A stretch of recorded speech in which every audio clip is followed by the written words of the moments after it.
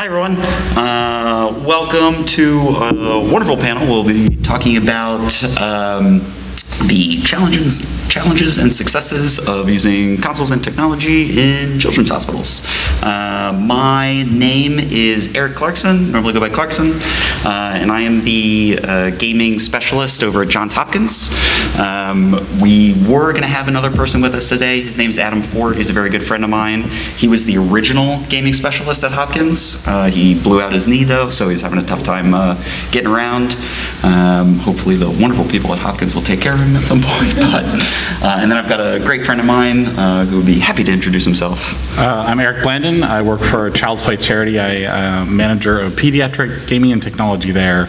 I help, our charity helps fund positions like Clarkson, although we did not fund Clarkson's. And then we also help coordinate them and get them talking to each other, because they are a very small niche of career right now, and there's no one at their hospital that can help them usually, so getting them to talk to each other gives them peers that they can collaborate with. Yeah. To kind of get into the like minutia of the job, or a lot of time, a lot of people, I think the first question that I get is like, what does a game tech do? So we can kind of start there. The position itself, only because it's so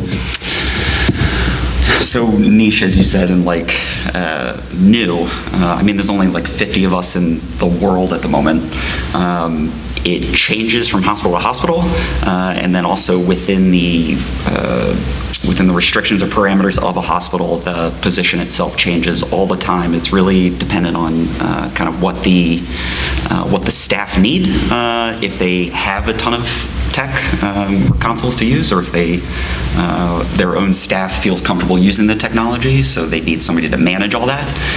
The position ranges all the way from just like an IT person to a straight up therapeutic gaming specialist, people that like really spend a lot of time using games to make a kid's visit to the hospital like the least traumatic experience possible. Yeah, there's kind of three buckets that I usually say that, and different game techs at different hospitals sort of have different percentages in each bucket, but one of them is direct patient play, like interactions, so sitting down with a patient, playing Mario Kart or whatever for 45 minutes or an hour as a session, and connecting with the patient in a way that they haven't been able to connect to anyone else at the hospital because no one else sat down and played games with them, and sort of lifting their spirits, helping them, and that could be pure play, but it also could have some therapeutic goal, like let's sit up a little bit out of your bed that you've been laying down in, just so they can sit up and sort of get their heart moving a little bit, or let's do a round and then we'll all stand and then we'll sit down again, we'll do another round, and sort of minor therapeutic goals. They're not physical therapists, they're not trained to do that kind of stuff. Sometimes they do co-treats, but that kind of interactions. The second bucket is support of the equipment, so fixing things, recharging batteries, reconfiguring something that the patient deleted, onboarding new equipment and getting it all set up, that kind of stuff.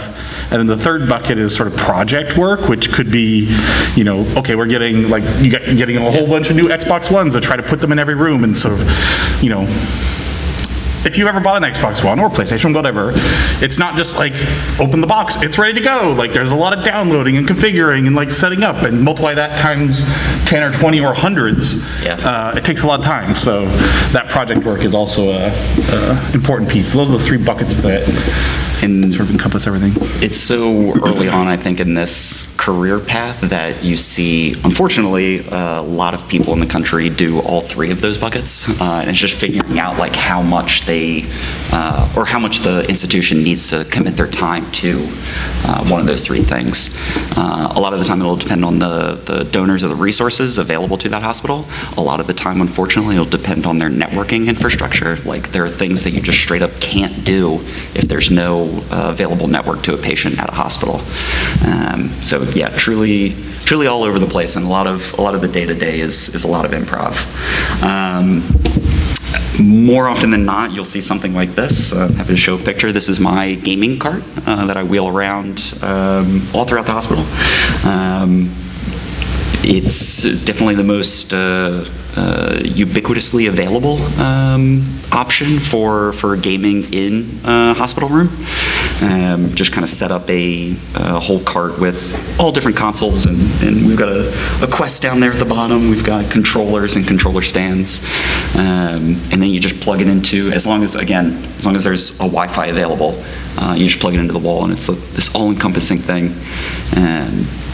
Definitely the solution that a lot of us game techs look to. As far as the format of this panel, before getting into a lot of the stuff, there's so many like random questions that you might have. I would love for this to much be more of like a two-way thing, as opposed to just kind of like up here shooting the shit, talking for an hour. So if anyone has any questions, there's a mic there on the left that you're welcome to walk up and ask throughout this panel. Otherwise, I'm just going to have like random question prompts that we're going to chat about. But I would love, if you have any very specific questions, please let us know, or raise your hand. I can hear for the most part. So as far as a question that we get a lot is, what types of consoles will you see? I mean, I already showed the picture from before. We can fit really any console on that and hook it up to a TV and wheel it from room to room. As far as, and I'll speak on behalf of Hopkins, and Eric will probably speak on behalf of the rest of the game techs. It's, again, the most consistent thing about hospital work is that it's inconsistent everywhere. But for Hopkins specifically, we're very, very fortunate in that we have a very, very good relationship with our IT department. I'm technically an employee of IT, just because of like relationship building that happened 10 years ago. That's kind of where they found the salary in their budget. But then as a result, we have a very good public Wi-Fi, and then we also have like a specific SSID for consoles specifically. So for us, we're lucky in that we can use Xboxes and use the things like Game Pass and cloud gaming. We're working on replacing out the consoles that we currently have in the hospital, which is say it again. I was like, which are an Xbox 360 in every room. When our children's center was built in 2012, give or take, as part of that build-out plan, they intended to have a Ethernet port and an Xbox 360 kind of like installed in the cubby in a patient room. And as we all know, 360 came out in 2007, so we're kind of in the process of updating that tech and kind of moving to like a digital-only platform. But then to kind of facilitate that with that gaming cart that you saw before, we will have things like switches or quests or like PlayStation VR on those carts. But as far as like a gaming infrastructure in like an enterprise type setting, we're going with the Xbox, only because the settings and the relationship building that like can exist with Microsoft as opposed to Nintendo and Sony is just a lot more accessible, we found, with like family settings and whatnot. What do you find any other I mean, it covers a wide variety. I feel like you're sort of in the middle ground of different hospitals, probably. Like, yeah. You have a console in every room, be it a 360, but you're moving towards, replacing and I feel like most people are. I feel like not many people are, if they're getting a console for like their entire hospital. Yeah, they're not going to get. It's almost always Xbox. Yeah. Not always. Boston Children's, I believe, is PlayStation in every room, and Golisano Upstate is also PlayStation. I don't think they have one in every room, but they're PlayStation. You do like PlayStation Plus? Yeah. Cool. Yeah. But yeah, it's pretty rare for a hospital to have them in every room. It takes a lot of people power. Like, it's a lot of time to manage all that. The biggest hospital in the U.S., Texas Children's, has over 1,000 beds. They have an Xbox 360 in every room. That's a lot of time to manage all that.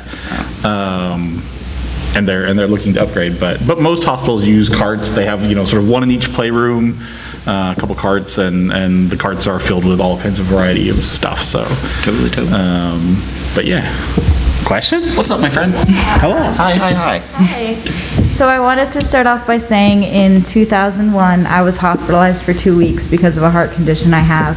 And of all the things that I went through, one of my most distinct memories was beating Mario 64. Nice. Congrats. They had the little cart that they'd bring in, and I got to play it. I was like, no, you guys don't understand. I have to play this every day. I have to beat this game. So, I forgot so much of the scary stuff, and when I look back, I'm like, yeah, that was the day of Mario 64. I also had heart surgery, but, come on, guys. So I want you to know that what you do, the stuff matters. It really changed my entire experience there. And my actual question, though, was you were mentioning the other hospitals with these programs, and I wanted to know if you ever do any consultation or collaboration with other hospitals, especially not the major hospitals who may not have the same kind of access to resources. Collaboration around game technology? Yeah, or gaming access. If you have access to these systems, do you ever try to reach out and work with other hospitals, or is it pretty insular to your hospital? Yeah, I mean, for me, that's my entire job. I don't work for a hospital, I work for a charity. Our charity's goal is provide this equipment and make sure that they have stuff to use it. So that's my entire job is working with hospitals. I have, not at least once a week, I have a call with a hospital that's like, we can't manage all this technology. We're looking for solutions, and I just sort of help dump on them resources and things, and try to help guide them, because they're all starting at different places, and I can't just be like, this is the solution that you should do, because some are like, we want all our kids to play online together and be friended and the things, and some are like, we can't do online at all, everything has to be offline, and we can't make judgments there. That's they have policies and reasons for those policies, so we can't change that, but we can sort of help them navigate whatever that is to get the best solution for their kiddos that are there. I don't know. Yeah, I want to piggyback on that for Child's Play specifically, the network of game techs that they've created. There's a Slack where we're all just trying to figure out solutions to things. I would say that's the most collaboration on my end that happens from me to another hospital. My 40 hours in a week are filled up, I'd say, so there's not a lot of time other than if it were to be, it would be volunteering at another hospital to try to get them to set up something. But most collaboration happens of online and, hey, I'm trying to do this thing. What's worked for you? Yeah, you collaborated a little bit with University of Maryland a little bit before. Not much. Yeah, I mean, I talked to Art about the job, but that's I mean, so yeah, it's sorry. So it does happen, but it's I mean, like Clarkson said, these are very busy people. they're the only person at their hospital managing a lot of stuff on top of visiting patients. And I mean, how many patients would you say on average you see a week? A week? It's less now only because I'm knee deep in a project. But when nothing else is going on, I'll see 10 to... And you have 200-ish beds? Yeah, we have 210 patients. Beds. Yeah.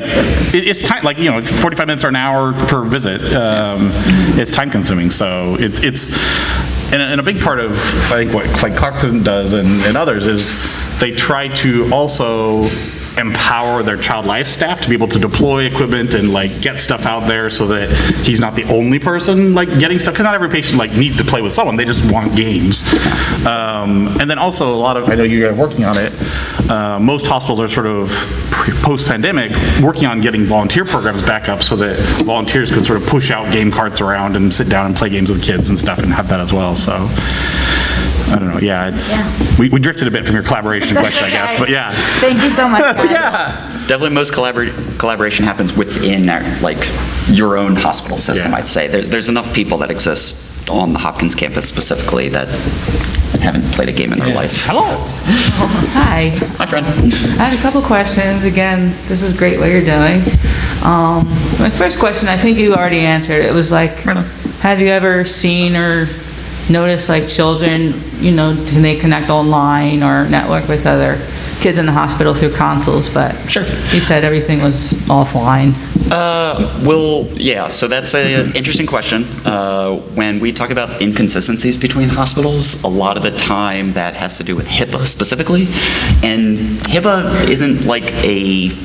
Health Information Portability and Protection Act, it's the privacy thing. Thank you so much. Apologies. No, it's okay. It's Just HIPAA a lot of the time is like a set of suggestions from our government of like what hospitals should and shouldn't do when it comes to patient information.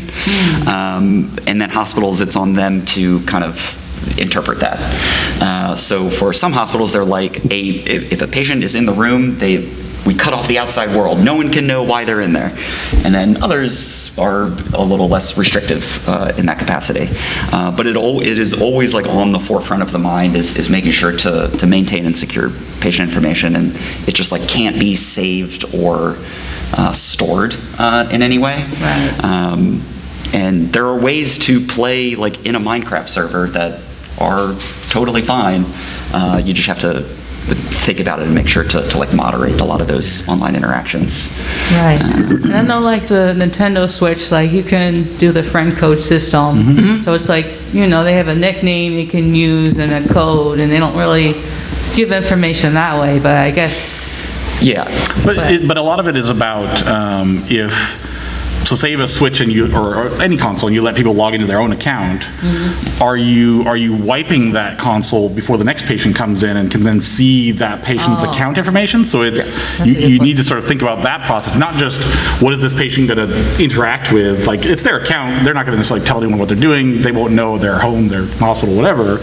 But if it's hospital equipment, then it's going to be there for the next patient, the patient after that. And if you're going to spend the people hours to go in and wipe it every time, that's one thing, but that's a lot of people hours to make sure that happens. So like iPads, there are device management systems where you can manage fleets of iPads on the enterprise level. That does not exist for consoles for any of the big three. So someday, maybe, fingers crossed. There's some movement. There's people that exist within these organizations that know about our struggle. And it's just not problem. But until that, you have to you would have to manually go and wipe these, and that's just, it's not realistic. It's not like, there's no one that's going to be able to do that. So, if they bring their own console in, great. They can, some hospitals just have like, here's the Ethernet port, here's the thing, plug in, you're good to go. But yeah, it varies a lot. It varies a lot. But and it's a lot of stuff too, like these are questions like you hadn't thought about it. Like a lot of hospitals don't think about it. We worked recently with Dell. The company was wanted to donate consoles to Dell Children's in Austin, and they wanted to like outfit all the rooms with an Xbox, new Series Xbox. And we got looped in. We were like, okay, like what are the settings platforms? Like what do you want to set them as? Like online, offline, parental settings, like all these sort of options. And they're like, and who's gonna, and neither the hospital nor Dell had thought about that. They hadn't really considered like all that time of like what should the settings be and how should we do that, and should they have Game Pass or should they not? Are we going to and if we're doing Game Pass, how do we afford that? Because you're talking 170 copies of Game Pass for multiple years. Like that's not a small chunk of change. So Microsoft came in and donated the Game Pass, which is great, and both companies donated volunteers to get them all set up, and they happened to have a game tech like Clarkson, so they were able to sort of help a little bit with that. So it all turned out great, but thankfully we were able to sort of raise some questions and get them thinking about these things that they just had never thought about when you go to deploy 170 Xboxes across the hospital and get them all configured. There's some considerations there. It was fun. Yeah. Well, thank you. Yeah, of course. Can I ask one more question? Sure, please. So are there like alternative ways to employ, a console or system? Like say if a child has epilepsy, or if they're not physically able to touch a controller or play video games, do you have like ways around that? Totally. I've got a slide right up. It was the next one. Go figure. That's a great question, my friend. So every patient is different. When it comes to accessibility tools, there is something called the Xbox Adaptive Controller, which is pretty robust in its like modular ability, if that's a word. It can be modular. Every single button that is on a controller, it's this little pad that you can plug in with like aux ports and make your own buttons, basically. So whatever orientation that you need, buttons to be in, wherever they need to be, you can move them around, and it's so good that like there's not a lot of other accessibility controllers. Like it's just So, PlayStation, I was just looking at the name, Juniper, I think? They just announced it. Oh, okay. CES, All right. a couple days ago. Good. So they're coming out with a new one Always love more. as well, which is, it's very different from the Xbox Adaptive Controller, which in my mind is good. Like, there is a lot of variability in disabilities out there, and having very different devices is probably great, because different tools are usable for different people. But yeah, it's, I mean, I don't know if you, like, is everyone familiar with the Xbox Adaptive Controller? Like what, this, maybe saw the Super Bowl ad when it came out a few years ago. Like they've dove into this realm in a big way, and they're working on now like devices for the PC and stuff, which most of the Xbox stuff you could also use, but sort of mouse devices and keyboard sort of like devices and things that are, you would use with a PC. And the attention that the community is bringing to this world since that happened is great. Like it is leaps and bounds. Like I've been to GDC before and after, and there's like gobs more talks with developers about accessibility and adaptability and that kind of stuff, and just everyone's sort of like, oh, we should talk about this. Yeah, right. Like a lot of people thought that before, but maybe they didn't have like permission from their bosses, or it wasn't really a focus. But Microsoft has sort of shown that this is important, and both from like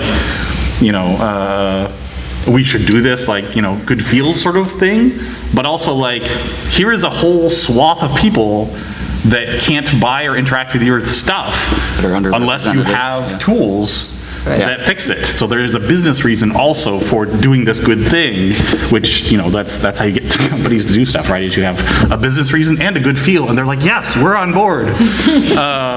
So that's, top onto that from, that's a lot of the like hardware stuff for accessibility from a game design point of view. I think over the last decade, I mean, you've seen games get more and more complex, and you're kind of seeing, for me personally, in the games that I play, you're seeing like a resurgence of I mean, I can only describe them as like addictinggames.com flash games, ones that are just much more, we'll say, accessible. And so for me, if I ever go into a patient room where they have any motor skill deficiencies, or just like their arm is in a cast or whatever. Totally, Like, yeah. There are a lot of one-button games. Go figure. If you can press one button, you can play Mario Kart, and that's pretty cool. Yeah, there's a lot of options. Does that answer your question? Yeah. Sick, right on. That was great. Thank you. Yeah, without a doubt. What's up, friend? I'll say one more thing. There was a panel yesterday morning by a lovely young lady that has carpal tunnel, and it was all about accessibility in games, and I assume it'll be on the YouTubes later if anyone want to browse it out. All right. Yeah. Thank you. So yeah, if that's an area of your interest, she talks all kinds of resources and tools and things that have worked for her, but also some other stuff that might be useful. So anyway, I appreciate you guys functioning as the vanguard against boredom, first off. You're supplanted from your home, placed in a hospital. It's boring. it is, and painful and stressful. Yeah, it does damage. Like, honestly, just like sitting around being like, what next? Like, it's awful. I work in an emergency department. We have people who are supplanted from their home, and we're busy. It's just, they will be sitting there for 5 hours waiting for simple things like lab results. So I love this idea. Great. Here's the wrench in this idea. emergency departments across the United States, and especially hospitals writ large, are being utilized more and more as ostensibly large-scale mental health clinics. Yeah, ours too. We are holding individuals who have complex mental health issues, or even just short-term, more immediate issues like short-term SI or specific depressive episodes. And they are ostensibly being contained in these massive facilities because we need to keep an eye on you to make sure you're okay. For very good reasons. There's a good reason those machines exist, and I'm psyched about them. However, we end up taking, oftentimes, children, individuals who are frequently underneath the age of 18, and placing them inside these rooms and said, you may not have a phone, you may not talk to anybody, you are shut down. This is the end. So my question is, have you guys kind of figured out a way, because they're bored, like everybody else is, and I think more so than anybody else, they are more at risk of kind of giving way to that boredom and to whatever else they're experiencing at the time. So have you guys like experienced this? Have you guys like figured out a way around these things? Do the hospitals you work with create spaces in their protocols for safety for you guys to engage with these patients who really could use this interaction? I can talk a little bit about child life specialists specifically. Wow, that was hard. I'm of the opinion that role would step in to kind of facilitate the well-being of a kid in very specific ways. For everyone else, a child life specialist, for a lot of game techs, typically is the department that they fall under. A child life specialist, they're clinically trained to make sure that hospital visit for a kid is the least traumatic experience possible. They look after the emotional well-being of the patient while they're in there. As far as like educating on procedures or just providing, fidget spinners if that's what helps them get through a procedure. For the ED specifically, at Hopkins, we have 2 child life specialists, and they kind of work hand in hand with psych techs you're well aware, we have a pod specific for psych patients.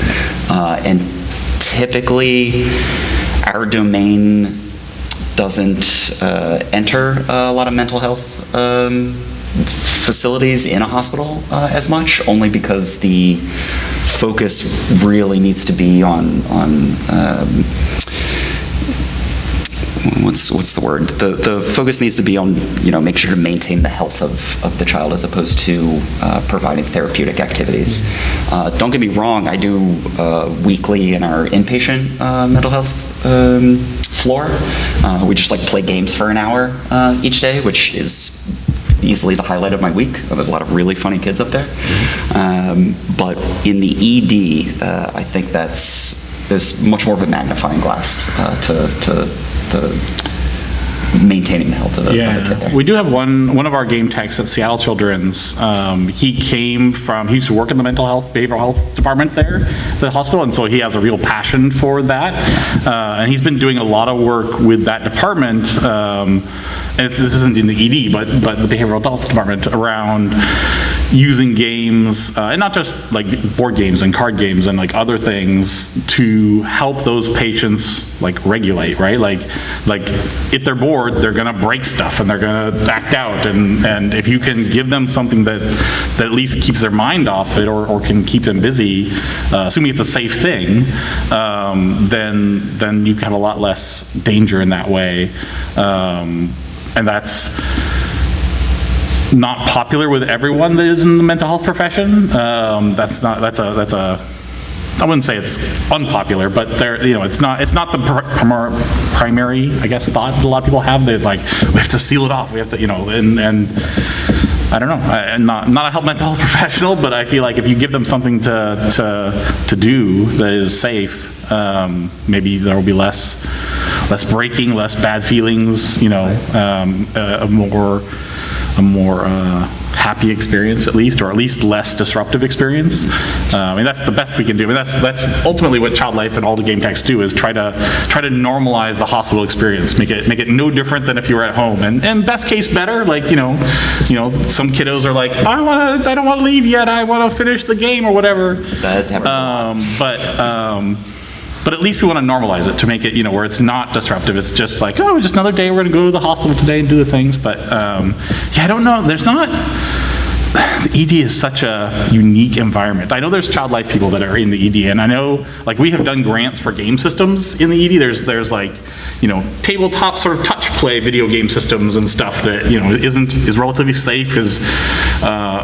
So let me segue. We have a therapeutic video game guide that we've produced. It's gametherapy.org.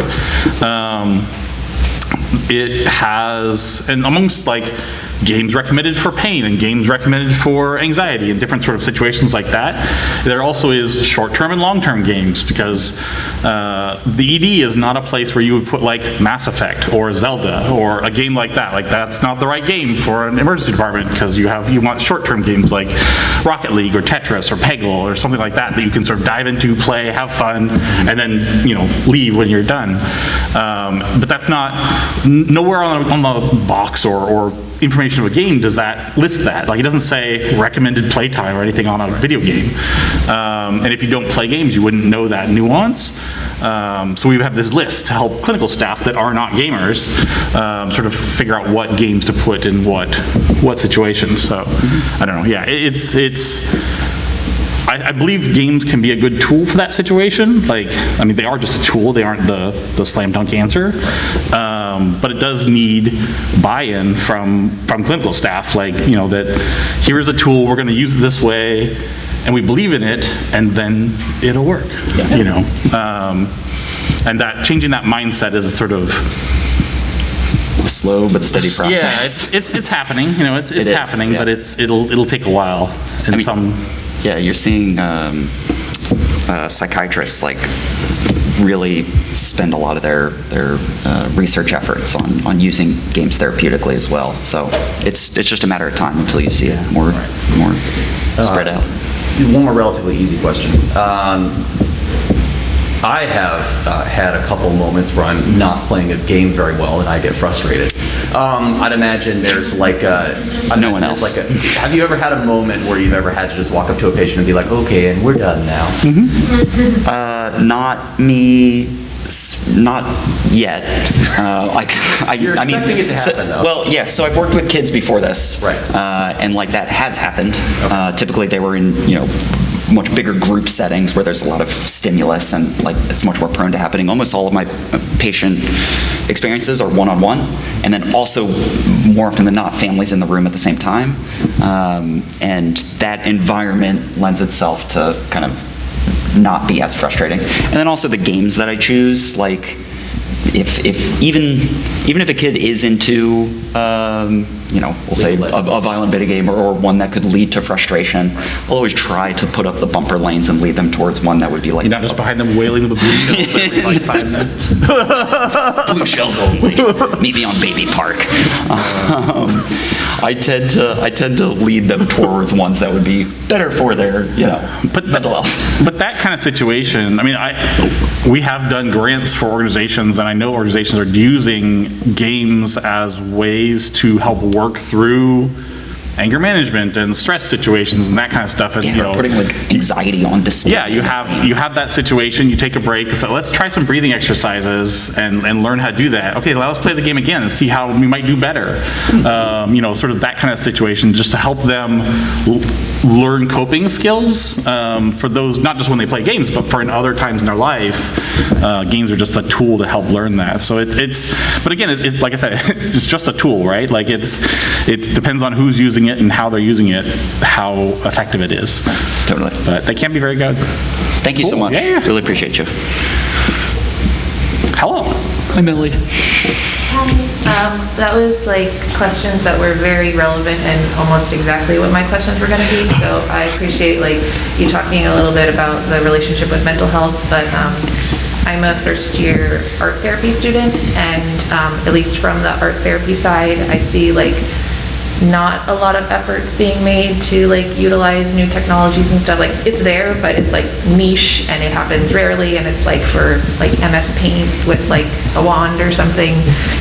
But I'm just wondering, I guess, like so you've talked a little bit about like what the relationship looks like now, but I'm wondering like if there are efforts on the gaming side to bring in mental health, because I'm not seeing from the mental health side like a ton of like bringing in gaming from that side? Just like literally in the DSM, it's like internet gaming disorder. Yeah, I don't know that from the gaming side is the right direction. Okay. I feel like, I mean, I won't say the gaming part is easy. Creating games is not easy. Like creating fun games, I guess, is not easy.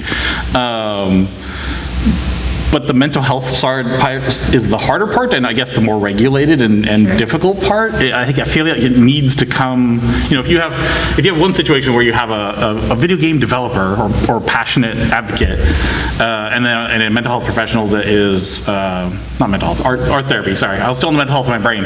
Art therapy professional. Wants to incorporate that tech.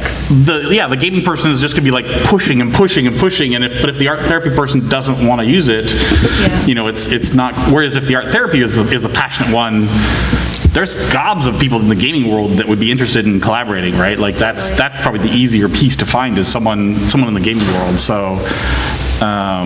It's happening. There were a couple examples at so Child's Play does a symposium every year where they do pretty much this panel, but much more detailed or specific. Lots of 2 days. And I've learned a ton from it. But all of the content from last year, which can be found on our YouTube channel. If you Google Child's Play YouTube channel, you'll probably find it. A lot of very, very good talks, and I think there were a couple of games on there that were specific, easy to access mobile games that just kind of walk through or define anxiety, and then make you play a game that really personifies it, I guess, in a way, just to help you understand your feelings. So it's happening, but again, I think the best way to describe it is that games are a tool for a much bigger thing. But there's I think you mentioned virtual reality has lots of cool art tools, either for drawing or sculpting or various things. 3D printing is amazing. You can do 3D sculpts and then actually print the thing that you might wanted to have create, which could be a cool tool, and have that to take home or print some extras and give to your family or whatever and friends. It's just a tool. So it's rather than the same way that paints and chalk and whatever is a tool, it is a more complicated tool, and it certainly takes some buy-in. And I think in a lot of ways, and similar with child life, there's a lot of child life specialists that are reluctant to use games, or they don't want to be the one. They're just you're the gaming specialist, you go do it. And partly it's not necessarily lack of interest. It might be a little bit of that, but it's also just extremely busy people, and they're this other person already knows how to do it, so why am I going to learn? But there's only one of them, at each hospital generally. There are a couple of hospitals that have two, but if they can empower the staff, the art therapists, the music therapists, the child life specialists, the mental health professionals, the physical therapists, all those other people that could use these things as tools, you're multiplying the impact. And there's we've chatted about have game days where the staff can come play games and get more familiar and stuff like that the game therapist can do, or the game specialist can do, to try to encourage that and enable that, because but again, they're busy also, so it's happening, but it's never as fast as we want. It's never as fast as we want. Definitely, Depends on the person and the staff there as well. We're lucky that we have a artist in residence. She's there once a week for a couple of hours, and she's accessible. I see her all the time, so if there's ever, and I make sure to make myself available to her as well if there's something that she is interested in implementing. It's just, again, it depends on the person. Yeah, if you ever have questions or want more resources, reach out. My email's in the beginning slide. I'm happy to point you at resources and give advice, or depending on what aspect, I can potentially point you at a hospital that might be doing something similar and give you contacts. So yeah. Awesome. Thank you so much. Yeah. Hello. Hi, friend. Hello. How goes it? Hi, my name is Karina. Hi, Karina. Everyone. I'm also a student of occupational therapy. Cool. Yes. Have you heard of it? Yep. Okay, for anybody who hasn't, occupational therapy is an awesome health profession.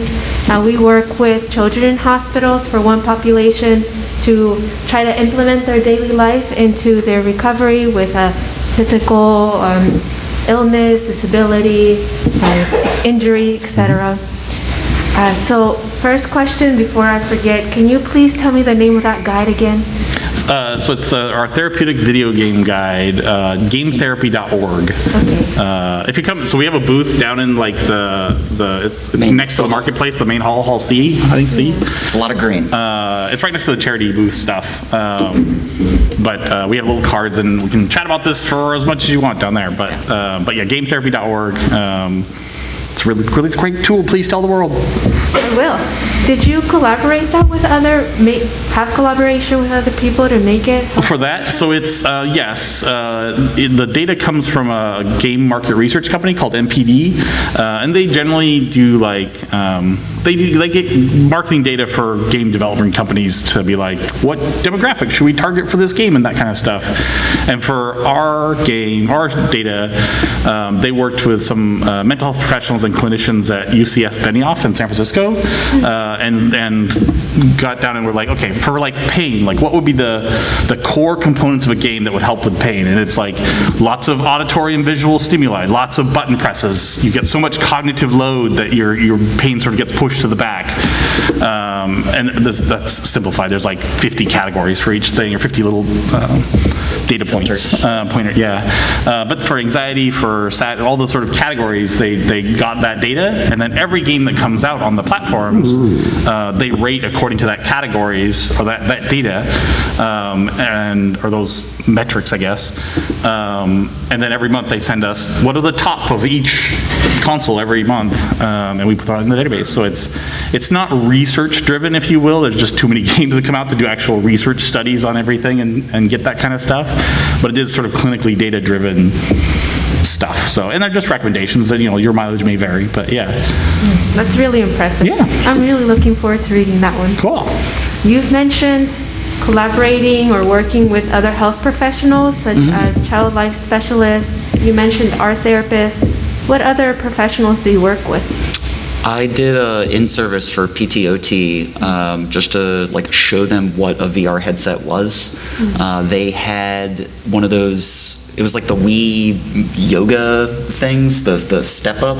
That was like their only physical therapy game that they had. So I showed them that, and then I showed them a video of Ring Fit Adventure, just like showing other options. And honestly, that is a lot of the collaboration I do at Hopkins is just like showing other people options that exist.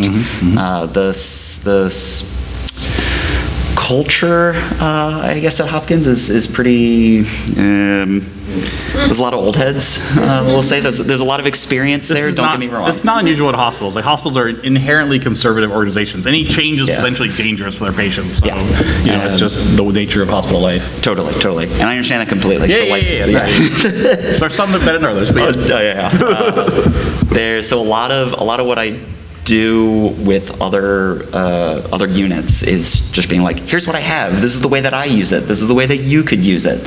And then also like, no, there's not many game techs that are clinically trained. So like a lot of my time, I've been doing this for a year and a half. A lot of my time over the last year has been like learning about a hospital. I had never had any sort of clinical training before this. And so it's just kind of listening, and I know what like cool and interesting options within the gaming world are available. It's just kind of figuring out where those tools can fit within our building. Make it work with the culture and how 100%. the institution works. You might look into Michigan Health has a video game, I think it's called Video Game Physical Therapy Lab or Video Game Occupational Therapy Lab, but it's a department and multiple staff and they use it with the adults and the peds. But its goal is, okay, patient had accident or diagnosis or whatever, and they can't, use their arms as well, and they need to work on that. They need to figure out how to brush their teeth, right, or that kind of stuff, right? And so they'll play, okay, what's your favorite game? Rocket League. Okay, cool. We're gonna put the buttons here and here, and so you have to go like this to play your buttons, and which is basically the movements they need to work on, and can configure them however they need, but then using that as a tool to promote, the exercises they need. yeah, I mean, that's, that's the best case, I guess, of that sort of use that I have seen. There's a lot of gamification that it can exist within people. But again, like the other question, I mean, it really has to come from the professional side. Like, if you have an occupational therapist that isn't into it, it's not going to happen, right? Like, as much as you might have a game tech that can support and whatever, unless the game tech is also there all the time, but then you have 2 staff always, and that doesn't make any sense, like, business-wise. So it really has to come from the therapist side, and hopefully you have someone like Clarkson that can like point you to resources. But if you're creative, I mean, there's gobs of resources out there. Like, these are all consumer tech, like, the Ring Fit's for sale at Walmart. Like, it's stuff that's out there, and it honestly is way cheaper than any of the other medical tools that hospitals are using. So it's just, thinking a little bit outside the box and having the permission, I guess, from higher ups that this is okay. Like, this is just a tool. It doesn't have to be this, thing that we've always used side. So. Yeah, it's super complicated, and it seems like the culture, the way that hospitals work, make it really hard for you to do your job. So what sort of, in some ways perhaps, what kind of support do you see needing from health professionals to? An open mind, to be honest with you. A lot of people, even not within the clinical setting. I mean, I've got an IT manager that just like doesn't get it. I guess he's just like, no, like this is, he spends his entire days just managing like workstations and whatnot, and like this is the tech that needs to exist within a hospital, and then when you present other options or creating like an enterprise infrastructure of gaming or asking for that, he's like, that's not what a hospital is for, and I think that's the biggest hurdle that I run into a lot of the time. Don't get me wrong, like, these people are amazing and are doing a lot of work, but I just think being open and being, having an open ear from admins is the biggest thing that will push gaming forward. And eventually, like, people that are really into gaming will age and get into those positions, and you'll see it more and more. The average age of gamer is like 30-something or whatever. Like, the gamers are adults.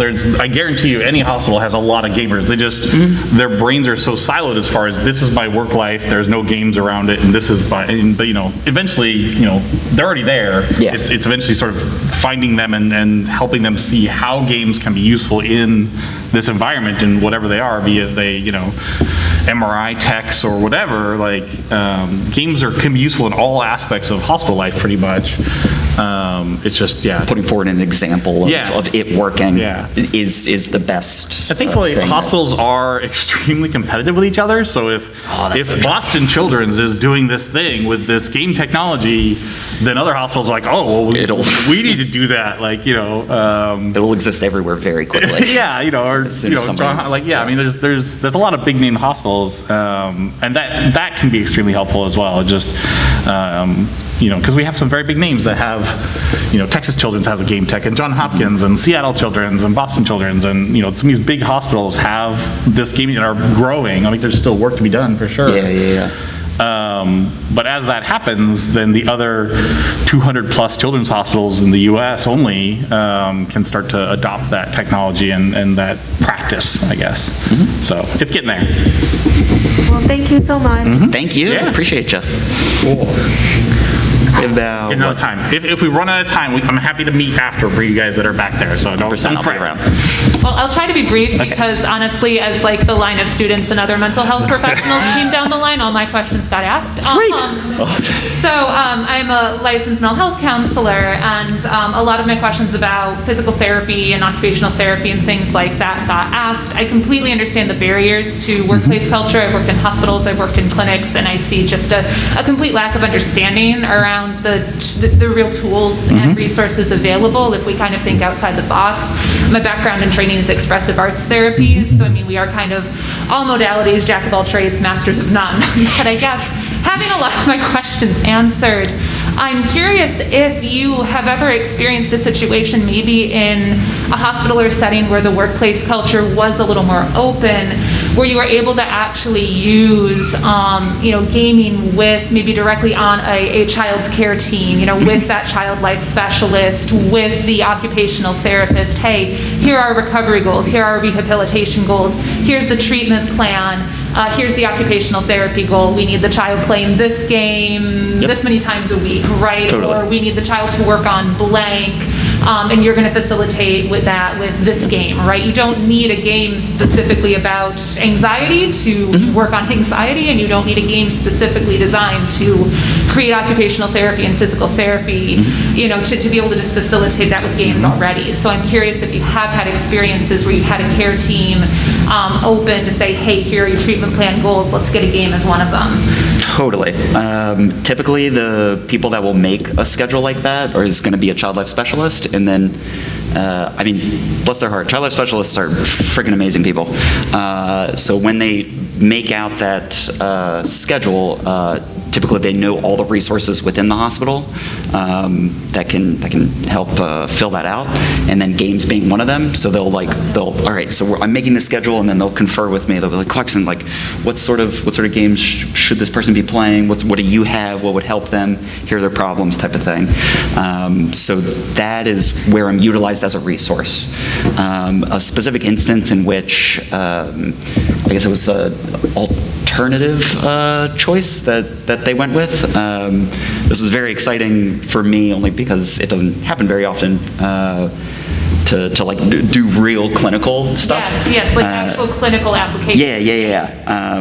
There was a patient that whenever they would come in, they had a history of epilepsy, and they wouldn't have seizures when they came in to you come in and typically you'll do like a driving simulator or something, and those things are like $15,000 to get set up. But the patient came in and they tried games as a way to trigger a seizure, and loaded up Shovel Knight, and it worked like within half an hour. It was really cool. Granted, that's inconsistent, and you're not going to see that with all patients. Epilepsy is weird. Well, no game is built to trigger an epilepsy seizure. Totally. Right? This is not, they're the opposite, but there are, Agreed. I've had that question a lot of times. Yeah. How do we trigger? What do we use? Wow. But it worked, and it was cool to be for a doctor to be like, oh, we need the camera pointed at the game, and which levels are going to be the hardest, so that I know when to keep an eye out during the procedure. That was I've had only a couple of experiences like that. Typically, it's the fun dude coming through and playing the stuff to make hospital life a good place. And there's I would say Clarkson's probably in a bit of the exception in that way, where you've found doctors and clinical staff that can collaborate with you and use these as tools. I want that every day. Of these niche, group, which is a pretty small group, the ones where they've gotten that collaboration is even smaller. Like Colorado Children's, I know, does some stuff that way. They've got some really good doctors that are on board.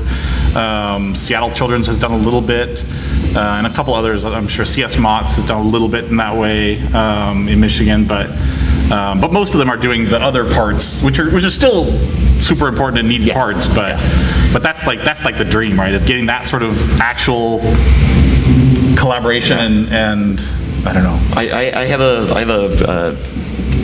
I read research papers that just include games in hospitals. I'm like, yes, more. It's happening. It's happening. There's the recreational aspect, right, where things like even expressive therapists, we get employed sometimes as rec therapists to just be like, hey, let's improve the culture. You're stuck in a hospital. Let's have positive engagements for the kids who are stuck here, right? So there's the therapeutic aspect of games already, and then there's the clinical application, which I think is where the culture needs that shift. Yeah, and there are more and more medical companies making games specifically for therapeutic purposes. There's a couple of VR companies doing it, making different VR games specifically for needle pokes and for taking an MRI, port access. like, the VR is you're underwater and you're always looking up, so it's easier to do the port access, stuff like that that is, Happening, it's just new. It's out there and it's getting used, but, and it just has to, the trick in that part is you have to still make it fun, right? Like, you need game developers, professional game developers on your staff to make this thing fun. Otherwise, it's just, you might as well just tell the patient to look up. Like, this doesn't matter if it's not fun, so. But yeah. Thank you. I know you have a lot of No, for sure. I think we have about 5 minutes Yeah, thereabouts. left. This might be the last question. Thank you for everything. Cut it out. These are very quick, or I'm going to ask them quickly, and then however you choose. I'll answer them quickly. Number one, with all the kids that might be interested in having games come to them in the hospital setting, how is it decided who gets to play versus not? And then also, I'm just going to ask my second one now so you can go. What is what training or experience is actually required to get into one of these positions? For the first question, you do the best you can. I mean, I have access to a patient's chart, so I can see, for the most part. I mean, there's no critical component. Every patient, is in the hospital because they need to be there. But that comes from just a personal filter, and then also how urgent the child life specialist comes across as they say, this patient is just bored versus this patient is alone all day and is stressed out and needs some, like that. And then as far as experience, you can't get a degree in therapeutic gaming, unfortunately. Typically it's just... What's your background, I guess? Right on. All over the place. I did tech support for DC charter schools for a couple of years, and I was just in a cubicle, and then I was like, I hate this, I'm bored. So I moved to Baltimore, and then I was working with an organization called Future Makers, where we would bring makerspace tech to after-school enrichment programs, or libraries. So if you ever see a 3D printer at a library, there's probably a organization that helps librarians facilitate that. And so that both of those combined created what Hopkins needs of, they need their consoles managed more than they need one-on-one bedside gaming. I just happen to be able to facilitate both.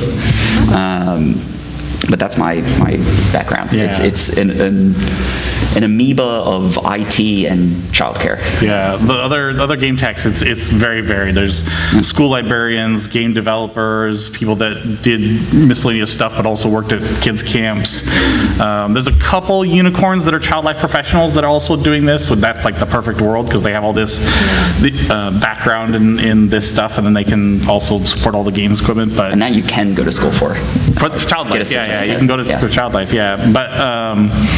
but I'd say the important piece is, if you're interested in this, just go volunteer at a children's hospital. Get some of that experience, because children's hospitals are extremely emotionally charged and volatile places, I guess. And you need to make sure, if this is something you think you want to do, that you can handle that you have the support system, whatever, that you can deal with that sort of level of emotion. Because it's not for everyone, for sure. I don't, so that's a piece to sort of suss out. And if you have shown that you can do that, then that's also a good feather on your resume if you do want to do this kind of thing. But yeah, getting experience with kids and helping them in sort of teaching ways, not necessarily school teaching, but makerspace teaching or whatever, that sort of educating little kiddos is probably the biggest piece that to get involved. Yeah, for sure. Thank you. Yeah. To piggyback on the last one. Real quick. Perfect. Yeah. Right. Awesome. I have 3 volunteers, which is awesome, which is pretty new for us. And they take that cart and they just go room to room, and I give them a list and they play games with kids. Huge job. Hello. Hey, friend. Hi, thank you for bringing this really important topic to MAGFest. Heck yes. I'm a geriatrician. I take care of older adults in the hospital. So it's a slightly off-topic question, I apologize. Games are helpful for everyone. The parallel to child life is hospital elder life programs, and I'm wondering if you guys have any knowledge of anyone working in this space for adults or older adults. Asher. Asher is doing stuff, so Yale, New Haven, there's he's, Was he not doing VR with elderly patients? that was adults, well, anyway. Okay. There are, I'm happy to give you contacts after, potentially some people. I know that, so CS Mott's Children is part of Michigan Health, and I know they have been working on child life as a profession, having, I think they call them comfort care, but basically a similar sort of person that can work with adults to help also adults deal with the emotional highs and lows of it, being in a children's hospital or in a hospital and explaining procedures in a way that is comfortable and that kind of stuff, because that also adults need that as well. As far as, I believe there's even research studies around VR and stuff used with elder care and stuff. That, and I hate to bring it up, but VR and like end of life and psilocybin as well are just like two interesting components that are being looked into. In a similar like a lot of what children's hospitals sometimes use 3D printing as far as legacy building, for memory building for a patient that is not going to make it, which I imagine also would have, I don't know if anyone's doing it, but probably, and would also have a good parallels to elder care, I imagine, is, take 3D scans or whatever, print things, and then you can have those for the patient or for the family, I imagine. Yeah, I'm happy to chat about that others, but it's not, like I said, it's not really our focus, but games are useful for everyone, so I'm happy to spread the word for sure. Yeah. I'm happy to get to you after, if that's okay. Yeah. Cool. I think we'll, outside? Is there one at the back? Perfect. Yeah, one at the end, More, faster.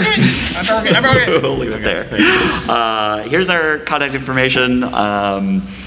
Eric is an amazing individual, and I can't speak highly enough of Child's Play and the work that they do. So please, please, please reach out to him if you're associated with the hospital. He does all the good work. I just help it.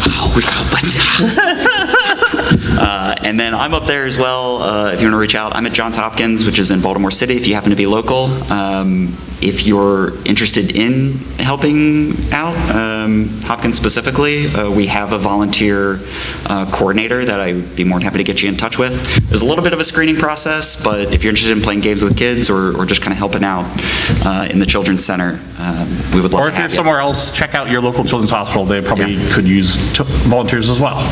Yeah, couldn't agree more.